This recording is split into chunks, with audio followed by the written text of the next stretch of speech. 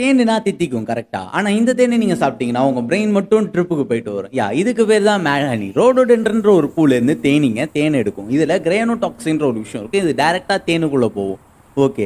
ஆக்சுவலா இந்த தேனை நீங்க சாப்பிட்டீங்கன்னா இந்த தேன் உங்க உடம்புக்குள்ள போகும்போது உங்க நர்வ்ஸ் அண்ட் ஹார்ட் சிக்னலை கன்ஃபியூஸ் பண்ணி விட்டுரும். ஸோ நீங்க கொஞ்சம் கம்மியா சாப்பிட்டீங்கன்னா, அதாவது அளவா சாப்பிட்டீங்கன்னா ரிலாக்ஸா ஃபீல் பண்ணுவீங்க, ஹாப்பியா ஃபீல் பண்ணுவீங்க. இதுவே கொஞ்சம் அதிகமா சாப்பிட்டீங்கன்னா உங்களுக்கு தலை சுத்தும், உடம்பு மயக்கம் வர மாதிரி இருக்கும், ஹாலுசினேஷன் வரும், அப்புறம் டெம்பரரியா பேரலைஸ் ஆகுறது கூட சான்ஸ் அதிகம். தேனை சாப்பிட்டு போரில் தோத்தவங்க கேள்விப்பட்டிருக்கீங்க. ஏசியன் டைம்ல கிரீக் சோல்ஜர்ஸ் இந்த தேனை சாப்பிட்டு போருக்கு போயிருக்காங்க.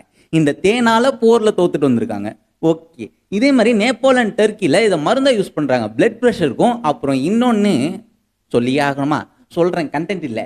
நீங்க பையனா இருந்தா உங்களுக்கு பொண்ணை பார்த்தாலோ, இல்லை நீங்க பொண்ணா இருந்தா உங்களுக்கு பையனா பார்த்தாலோ ஒரு ஃபீல் வரும்ல, அந்த ஃபீலை அதிகமாக்குறதுக்காக இந்த தேனை வந்து மெடிசனா யூஸ் பண்ணுவாங்களாம். Okay guys, see you later. Bye.